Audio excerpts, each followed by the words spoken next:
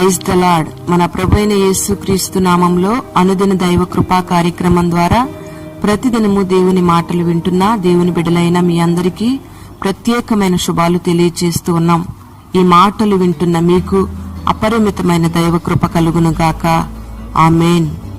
పరిశుద్ధ గ్రంథంలో లూకా సువార్త 1వ అధ్యాయం 37వ వాక్యంలో రాయబడిన మాట ఏమిటంటే, దేవుడు చెప్పిన ఏ మాట అయినను నిరర్ధకము కానేరదు అని. Praise the lord. పరిశుద్ధ గ్రంథంలో దేవుడు ఎన్నో మాటలను మనకి తెలియపరిచాడు.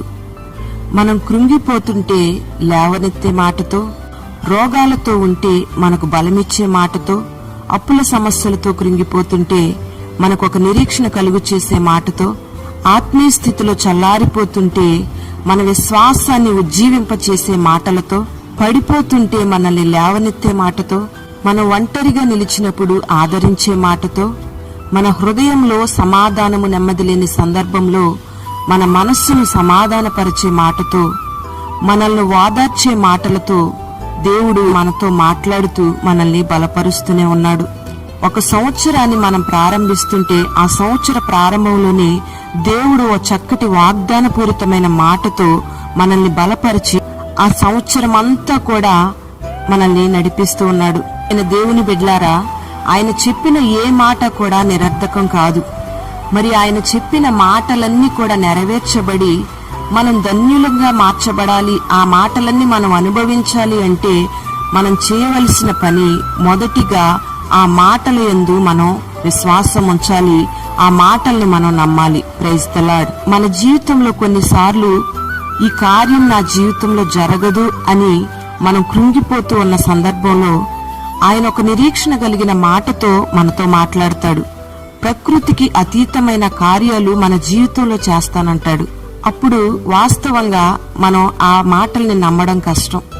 పరిశుద్ధ గ్రంథంలో లూకా సువార్త 1వ అధ్యాయం 45వ వాక్యంలో తెలియపరచబడిన రీతిగా ప్రభువు ఆమెకు తెలియజేయించిన మాటలు ఆమె నమ్మెను గనుక ఆమె ధన్యురాలు అని వ్రాయబడి ఉంది. Praise the lord. ఇక్కడ మనం గమనించినట్లయితే మరియ జీవితంలో ప్రకృతికి అతీతమైన కార్యం జరిగింది. ఇది జరగడం అసాధ్యం అనే కార్యాన్ని దేవుడు మరియ జీవితంలో చేశాడు. చూడండి, ఒక కన్యకతో ప్రభు మాట్లాడుతూ ఉన్నాడు.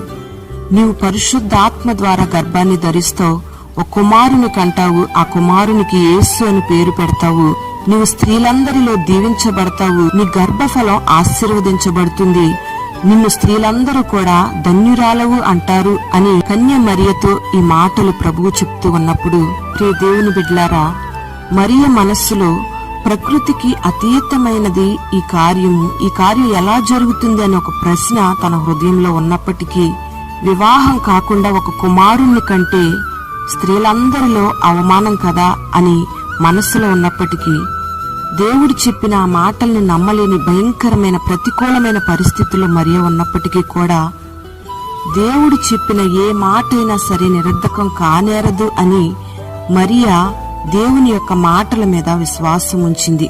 Praise the lord. వెంటనే మరియా విశ్వాస సంబంధమైన మాటలను మాట్లాడుతుంది. ఇదిగో ప్రభువు దాసురాలను, నీ మాట చొప్పున నాకు జరుగునుగాక అని ప్రభువు మాటల మీద విశ్వాసం ఉంచిన ఈ మరియా, సర్వశక్తిమంతుడు నాకు గొప్ప కార్యాలు చేశాడు, ఇది మొదలుకొని అన్ని తరముల వారు నన్ను ధన్యురాలని అంటారు, ఆయన నామం పరిశుద్ధమైనది అని ఆయన నామాన్ని గణపరుస్తూ ఉంది. Praise the lord.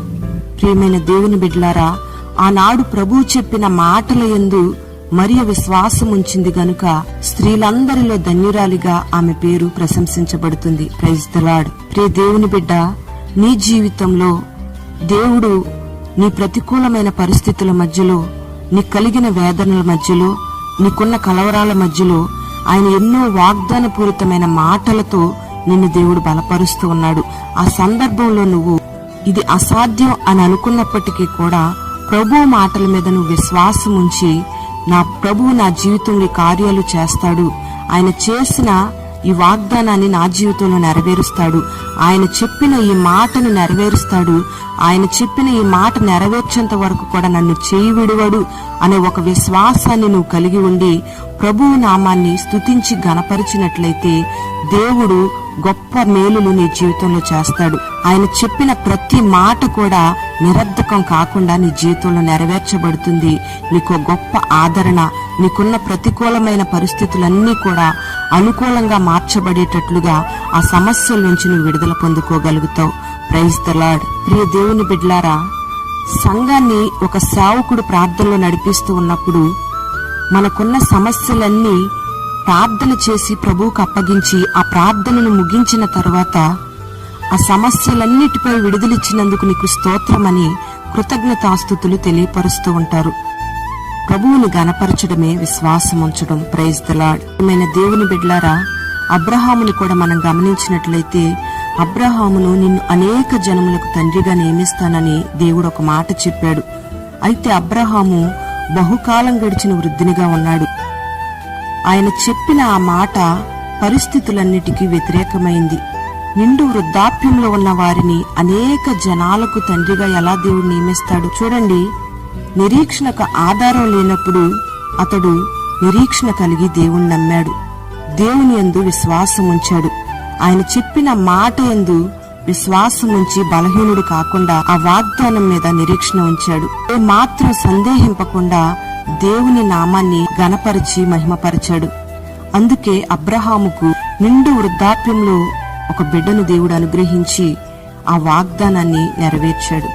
అనేక జనాలకు తండ్రిగా అబ్రహామును దేవుడు మార్చాడు. ప్రియమైన దేవుని బిడ్డ, ఈ క్షణమందు నువ్వు ఏ స్థితిలో ఉన్నా దేవుని మాట మీద విశ్వాసం ఉంచు.